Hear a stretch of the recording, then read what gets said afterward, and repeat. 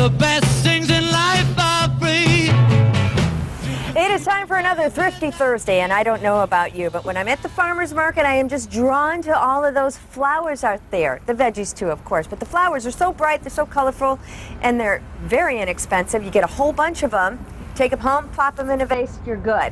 But if you want to take a step beyond that, you check in with Nichole from Petal Pusher, because she has created all of these arrangements from how many? 3 bunches of flowers costing me $15.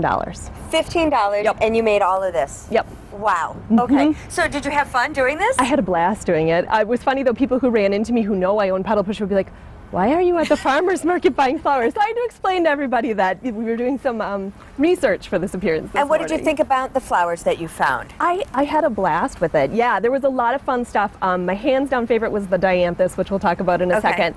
And then after I got home, I paired them with some fun stuff from my yard that a lot of people can access really easily. And then we also did a little bit of produce mixed in with the flowers today. Oh, all so right. Well, let's get started. We're going to start down this way and work our way. Yep. So is this the dianthus? This is the dianthus. Look at this how pretty was my that absolute is. favorite. I picked up the bunch, and it was perfectly ready to go. I didn't really have to do much with it because all these colors just blend together so beautifully. Dianthus is actually related to carnations. Okay. The carnations we see are a more advanced version of this, but personally I like the classic just the way it is. And then what'd you put underneath there? This is heuchera, otherwise known as coral bells. I love this because we're so used to flowers being all the different colors of the rainbow thrown into one. I love this color palette because it's all these pinks and purples and burgundies and reds. Vibrant. Very vibrant, but very sophisticated looking because it's all kind of analogous colors like that. And a lot of us are growing these coral bells in our yard, so we just go pick a few leaves. Exactly. You'll never miss them. The plant will bounce back just fine as long as you don't steal too many from it. And not as vibrant, but still elegant. Yeah, I wanted to do something really clean in the greens and whites. This is yarrow from the farmer's market and status, both of which are incredibly long lasting.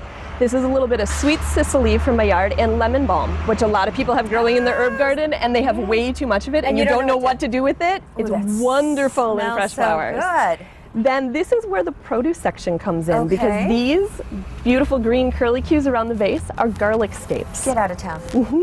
This is one of them.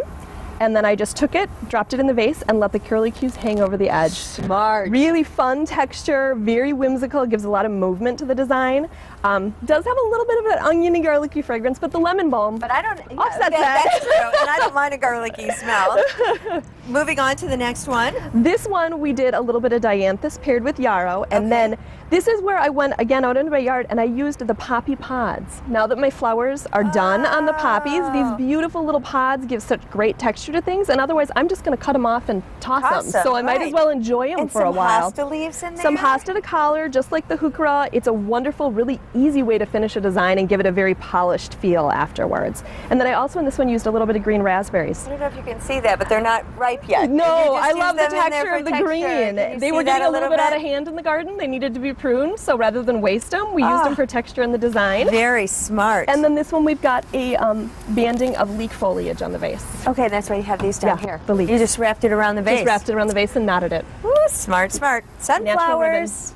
Yes, these are sunflowers from the farmer's market, and this I paired with Swiss chard. Okay. And if you look inside of the vase, this is the rainbow bright or rainbow lights Swiss chard, so it's got all that beautiful color in the stem. It looks like rhubarb. It looks like Could you rhubarb. use your rhubarb that way? No, I cannot use my rhubarb. I'm horribly allergic, as I found out the rest of us who are not? Absolutely. That color of that red with the yellow is fantastic. That's almost the prettiest part of the whole thing. It is, and in a clear vase, you really get to appreciate that. Okay, we have time for one more. Okay, this one on the end here, what I've actually done with this is done what we'd call a windswept design, where you've got this horizontal line. I've used branches, just twigs off of a tree or shrub in the yard, laid that across the vase, and then used that to weave my flowers through, so that provides the structure and the interest for everything. So you laid your branches down first. The branches are sideways. And then you weave the flowers through it. Very smart. Everything looks so pretty. To see these ideas again, we'll post this online so you can go check it out, fox11online.com. Click on Good Day Wisconsin. And if you would like Nichole to do arrangements for you, give her a call at Petal Pusher. That information will also be online. And she'll be back next hour with more great ideas. Thanks, Nichole. Thank you. We'll be back. You're watching Good Day Wisconsin.